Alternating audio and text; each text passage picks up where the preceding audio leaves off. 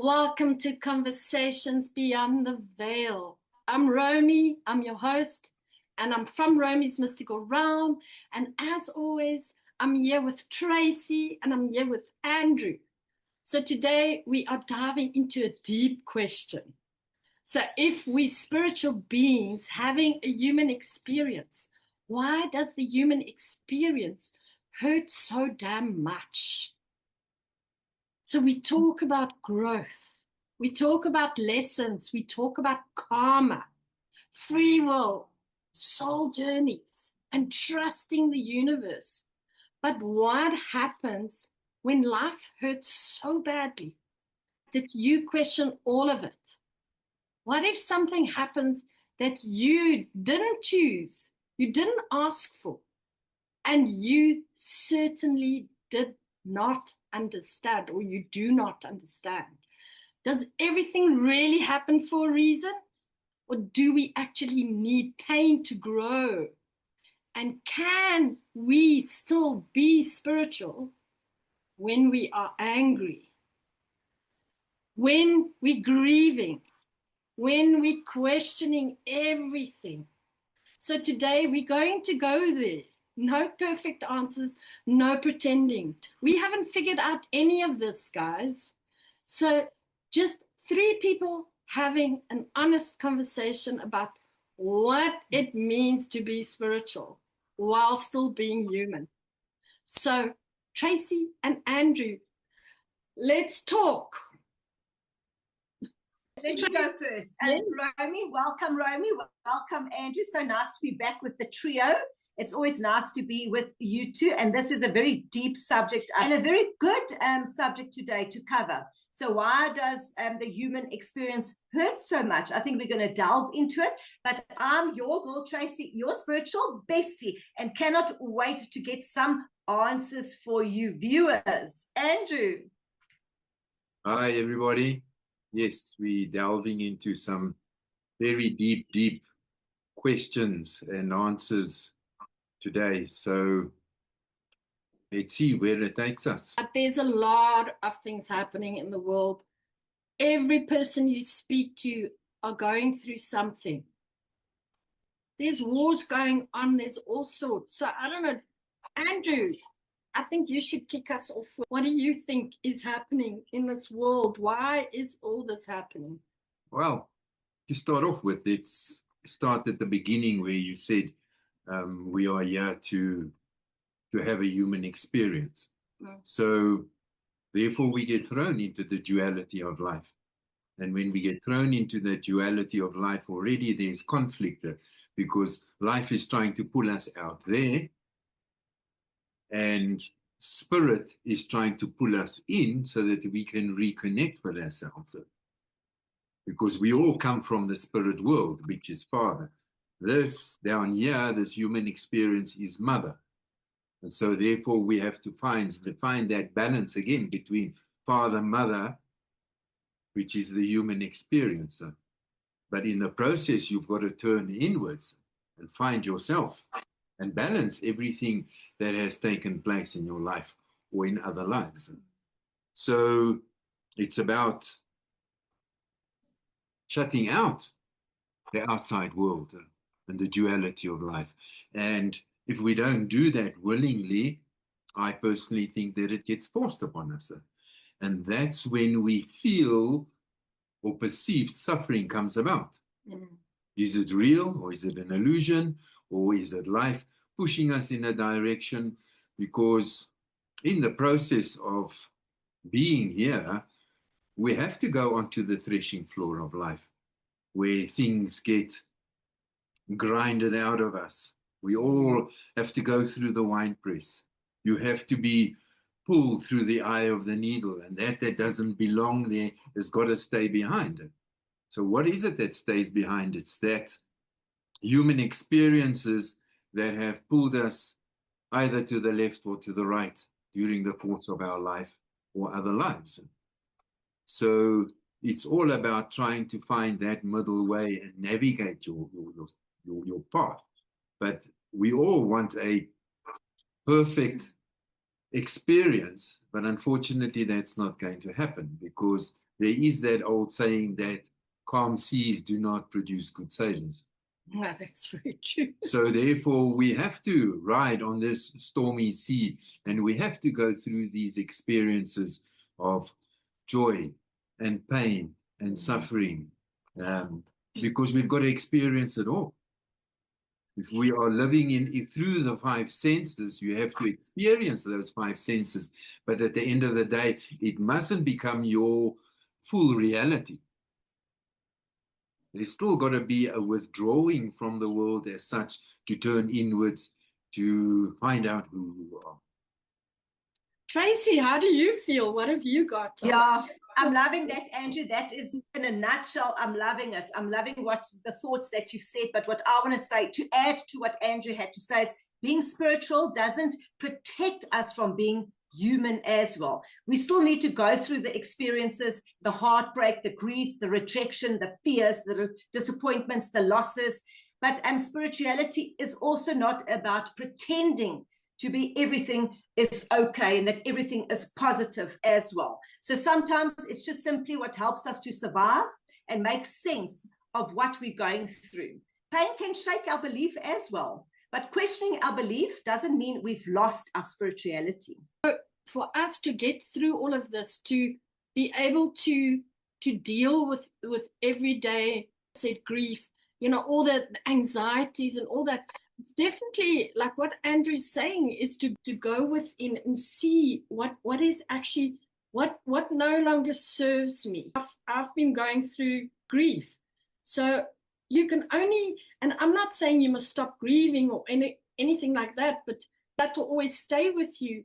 But in the end, you must look at yourself and you must think, okay, I can't get myself into a total state about the grieving and stop my life. So, and I must take what this has taught me and, take from that and try and grow from within. So you've got to take that and you've got to be the alchemist. And you've got to take that anger and that pain and, everything you're going through, and you've got to transmute it, into that beautiful vibration, that energy that will take you through and get you through whatever it is in your life. Oh, beautiful, Romy, because I want to add there, yes, because I want to say as well, some of our deepest changes happens after a painful experience, exactly what you've been going through. But that doesn't necessarily mean that the pain was sent to us to teach us something. Okay, but if you look at, this is now a question for both of you, do you learn as much through joy and happiness as you learn through pain and suffering and all the heaviness? Andrew? Absolutely, yes. I would say yes. Andrew, go first, but I would agree, yes. Okay, you go first, Trace. You think you I do? say yes, we grow through all the experiences. Everything has got duality, negative, positive. So if you go through the negativity and it teaches you something, why won't the positivity and the joyful laughter also teach you things? So yeah, I would say it's a duality, and I would say yes, we grow through everything. It brings me back to that little picture, that you see that little picture with the cement, and then all of a sudden there's a little flower that grows through the crack. Yeah. So yes, you can bloom through the darkest night of your soul. Oh, definitely. I'm not doubting that. I'm just saying I think you grow way more through all the heaviness of it, to trying to shine through those cracks, than what you do is like, when you're in that happy state all the time. I don't know, Andrew, what do you think? Spiritual people who think that when they go on a spiritual path, they are going to just cruise, okay? Put it on self-cruise like you do with a car. That unfortunately doesn't happen, because being on a spiritual path means that you have to work at it.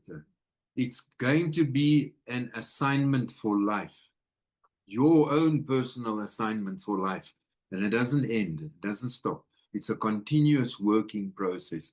So it's an illusion if people think I'm going on a spiritual path because now I'm not going to have any more opposition. On the contrary, you're going to probably have more opposition because you've got to get rid of all that stuff that you've been holding on to that is not part of who you really are. It's part of the movie. It's part of the illusion. And we also can't be a lighthouse standing on the top of the mountain and not be noticed. You cannot be a candle that doesn't attract moths. And so therefore, with the whole process, there's a testing that comes about. And you will be tested because our faith and our belief system and our will forces are going to be put to the test, which is what all the saints, East and West, have gone through in the past. They've gone through a testing, and to get to the point of enlightenment is a very, very difficult process. And it's hard work. People think we're living in an age of instant coffee and instant food and takeaways and things like that. And so they're looking for that in spirituality as well, where you can go and do a weekend course and then all of a sudden you are enlightened and you now know everything. Unfortunately, yes, it doesn't work that way. Just quickly on that, I mean, Tracy and I do a lot of, you've also done a few with us. So we do a lot of readings on TikTok. And people they want that instant gratification. They want to come there and say, you know, Tracy, is Gert going to come back to me? Or, you know, all those kind of things. They don't realize you've got to go deeper. You've got to go and do like soul searching. Take all that negative things that's been going on and see, why is this actually happening to me? What is this trying to teach me? And I think that's also the lesson that we've got to sit, and sometimes it's necessary to do the journaling and stuff. Sit every night before you go to sleep. And I mean, we did this whole thing last week, but this all goes back to, you know, it just helps you forward, helps you to shine that light. Andrew got a card just before the time where he's got to shine his light and follow that light. So we all need to shine that light. And Andrew forgot to mention that he's a keeper of light right in the beginning, because we love his keeper of light. And there's the light coming up again for Andrew. So I want to ask Andrew now, do we need pain to grow? And for you as well, Romy. So I'm listening to this and I'm listening. Do we actually need pain to grow? Yes, I think so. Joy and fulfills a purpose, but pain also fulfills a purpose, because like Romy says, we're going through a transmutative process. And to go through a transmutative process can be painful. And if we are our biggest assignment that we are going to have in our life, then we all have a personality. And we have positive traits and we have negative traits in our personality. And so it is a painful process to turn inwards and to look at yourself in a kind way, without picking a stick for yourself. One must be able to define, what is it that I have to look at and what do I have to change within myself, in my personality?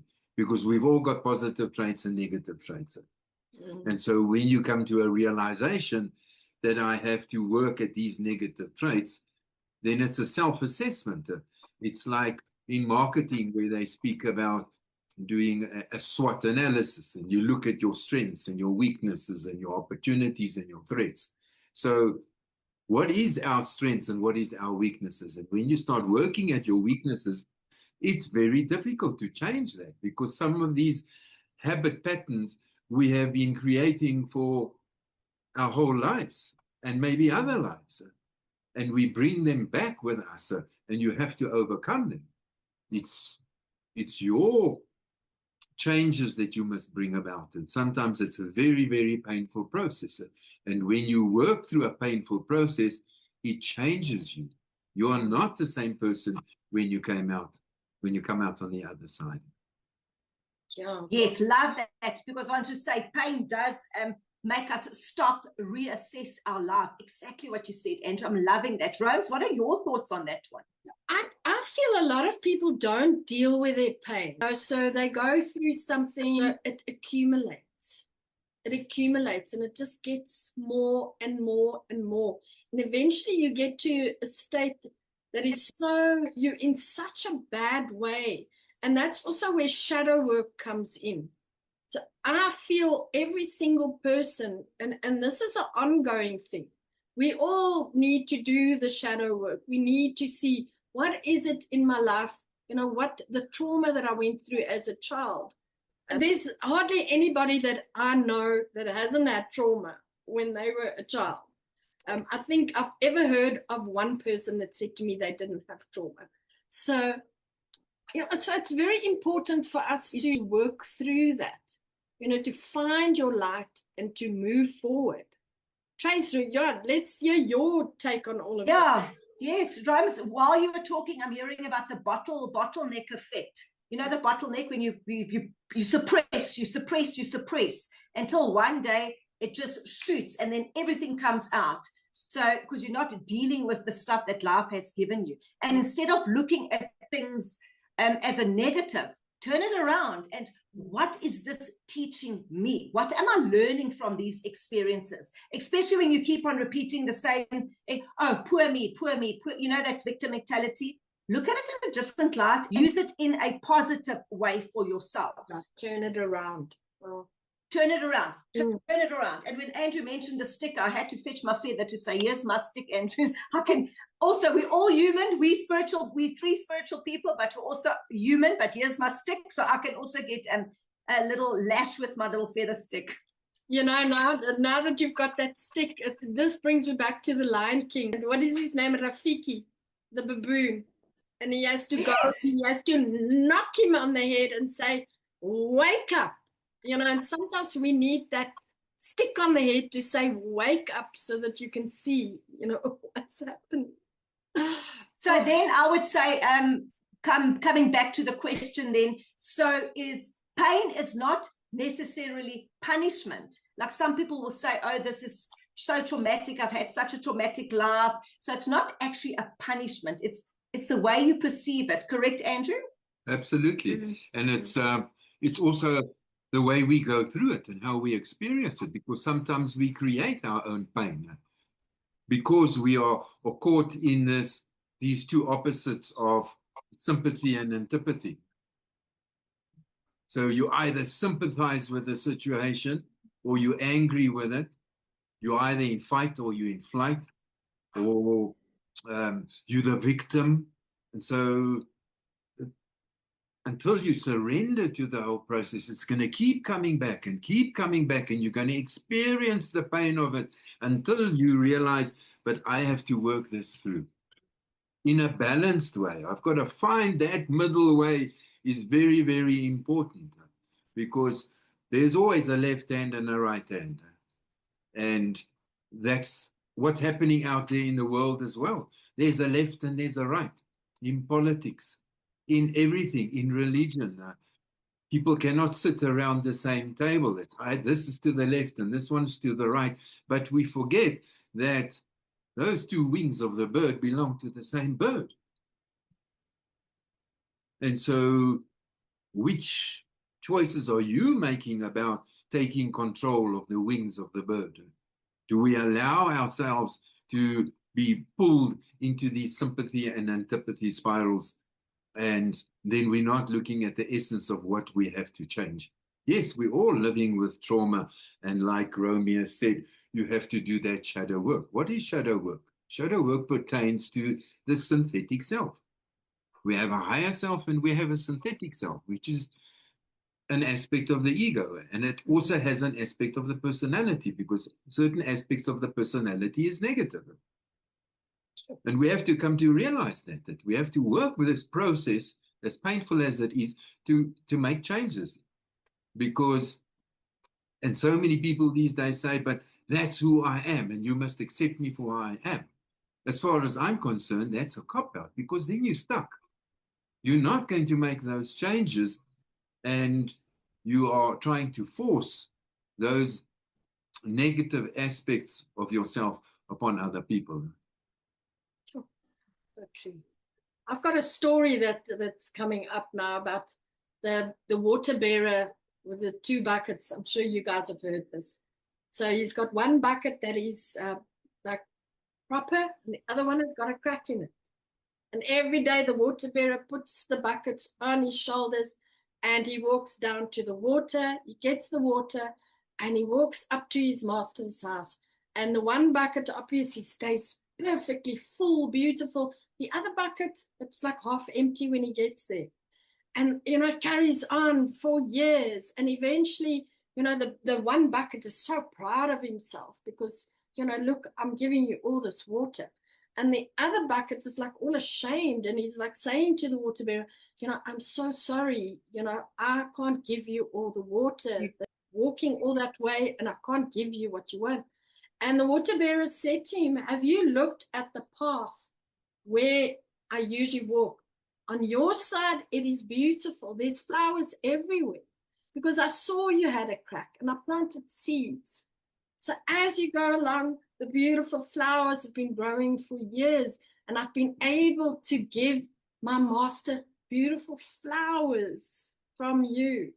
So, sometimes it's so easy for us to focus on that crack and you don't see, I'm actually getting goosies myself, You don't see the beauty in the lesson. That's absolutely, because most people will focus on the crack. And so when we are doing our own inner work and working with ourselves and helping other people, we don't focus on the crack because the crack is there because it needs to be, it serves a purpose. And so the crack was watering all these plants and these seeds. And so we also have to look at ourselves and see where is the crack and where am I leaking out and to what purpose does it serve. Now that brings me to a thought to say, does everything actually happens for a reason then? Would you say everything happens for a reason? Although we are humans, we are spirit in a human form, where does everything happens for a reason and where does the free will fit in? How would I distinguish between those two now? Does everything happen for a reason, or how does the free will affect it? With the crack, like you didn't think of, oh yeah, it's planting the seeds, it's giving you beautiful flowers and even maybe food to grow. So, but you didn't think of that before you brought the crack in. Look, I'm showing you the beauty in it. So does everything happen for a reason? I think so. I definitely think so. I don't think there's such a thing as chance. Everything happens for a reason, but the free will runs hand in hand with that because they interlinked. We as human beings, we asked for free will and we were all given free will. But humanity at this point in time wants the free will, but they don't want the responsibility and the accountability that goes with it. Because there is a responsibility and accountability for free will. Because we are given an allocation of energy or light every single day of our lives. And what do you do with it? Because we have a choice. The 4 elements of fire, air, water, and earth.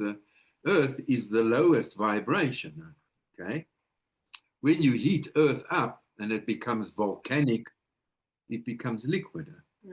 When you heat liquid, it becomes steam and then eventually goes into fire. So the difference between the 4 elements is frequency and vibration.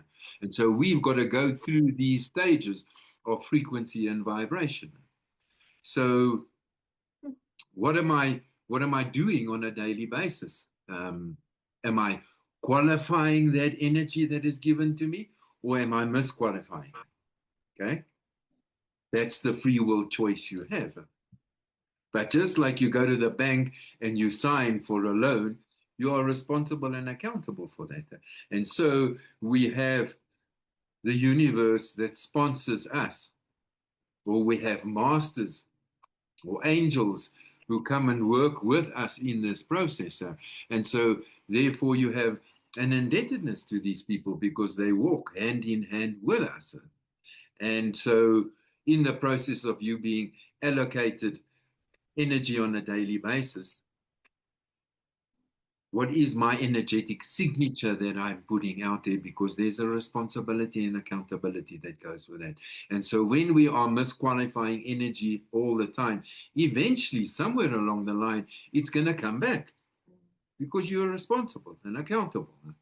And sometimes people run away from that, and then the universe comes and gives us a smack behind the head. And if you don't listen, the smacks get harder because you will be held responsible. And that is when you are creating your own pain.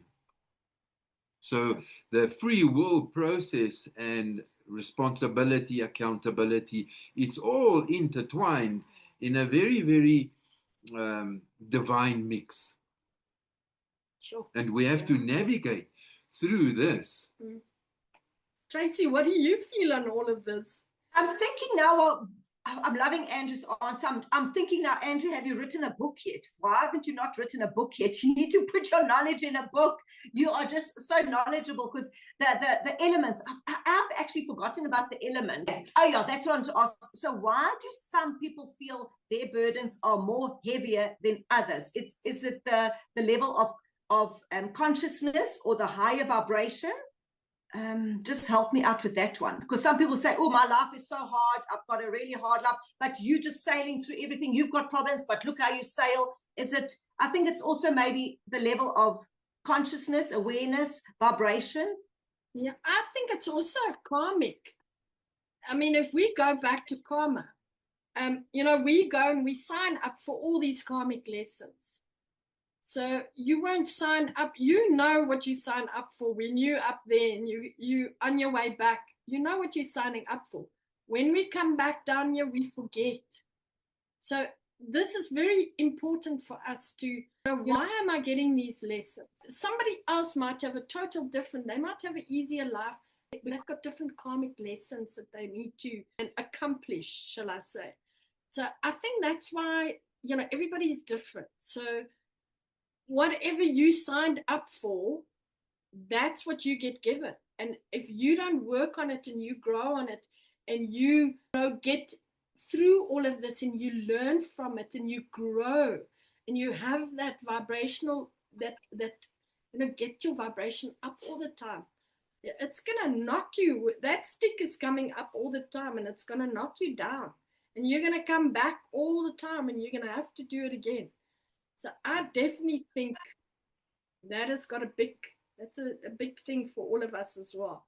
See what lessons there is for you and work at it. Yes, I think that's one aspect of it, Romy. The other side of it is that we must not be envious of where other people are in their lives, because that can create a problem. And when we start judging life as to where people are compared to where we are, everybody's in a different space. That's very easy and to so do. And sometimes people can procrastinate their stuff because of their choices, and so it seems like some people are cruising and other people are not and going through all these hardships, but everybody is just at a different phase of their life, and maybe they are at that phase where mercy and grace has been given, and other people are going to the phase where they have to clean out the mess that they have created in the past or in other lifetimes.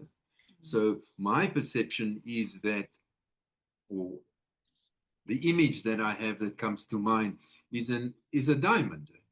And so a diamond has all these facets that have to be polished. And we cannot polish it in one life. We can't. And so every single life you come back as a different personality. People hold on to this personality. That's who I am, But if we've been here many times, how many personalities have we had? And we hold on to that personality. So if you look past that, we are polishing all these facets of the diamond. And you have to come lifetime after lifetime, and you've got one facet that you have to work on that personality, and in those gifts and graces of the Spirit that you have been given to work with, and you have to polish it. But we've all been here many times, and we've all banked stuff in our causal body. We don't know how big our bank account is there because we can't bring it all down. This cannot contain everything that's up there. But we also have had so many negative experiences in the past. And so when you depart from this life and you go and you stand before the lords of karma, before you take incarnation again, you've got to pick up your load of negative stuff that you created in other lifetimes. It doesn't just go away. Sure. So it's that story of carrying your burden, carrying your cross, carrying your karma, however you want to put it, or however your understanding about it is. There's many ways of saying it, but it all leads to the same thing. You've got to pick up your stuff. And every time we come back, we pick up all that negativity or wrong choices. So that's the difference between karma and dharma, as I see it. Karma is that load that we are picking up, and we have to transform it and transmute it and turn it into a positive. Our dharma is our service to humanity and to mankind, because at the end of the day, we have to come with service. And once you get to a point where you start becoming awakened on your path, then you have to serve that. You have to serve humanity, and you have to serve people to help them to realize what is it that they have to overcome, because people get stuck. And sometimes we become the victims of our past or of our growing up. And some people will get stuck there for the rest of their life, blaming their parents for the circumstances of their life. Meantime, it's an overcoming that you had signed up to do. So do I stay the victim, or do I overcome it? Because there is so many examples out there of people that were born into poverty, and today they are multimillionaires or they're billionaires and they're very successful people. So again, it comes back to that free will choice and the overcoming to take us to the point where we can grow and grow and grow and become awakened. We're yet to learn and to move through it. You stay on your path. Don't leave your path. Say, oh, but that one is doing so much better than me. Stay on your path, and that's very important. And especially if we have kids as well, stay on your path. I see we are running out of time. But Jace, what have you got? Yeah, while Andrew was talking quickly there, I just want to say that's where the saying comes in, don't judge, because we don't know enough about another person's journey to declare why they are suffering. So that don't judge, don't ever judge. Yeah. So I think that is a good one. So final thoughts. Let's see what this has been such a it's a big question. And I think we can even carry on with this in the next podcast, because there's so many facets and so many things we haven't even looked at. So I definitely think, and also I want the viewers to please put in the comments, what you feel. So then we can maybe take all your comments and we can discuss that in the next one. I would really like to take this further. I don't know if it's okay with you two. And then we get all your comments. We get you guys in as well. So please, please, please, I'm going to ask you guys to comment and see where we can take this and how we can learn from each other and grow. And because that's what we have for. Conversations, yes. So we can get there. Conversations with the trio, and don't forget with our keeper of light, Andrew, our keeper of light. Exactly. So I think let's call it a day. I thank both of you so much for coming onto the podcast. Without you guys and without our viewers. So please comment and let us know. Let's take this further. And thanks, Romy and Andrew. We'll see you next week. Have a beautiful week. You too. Thank you. Bye.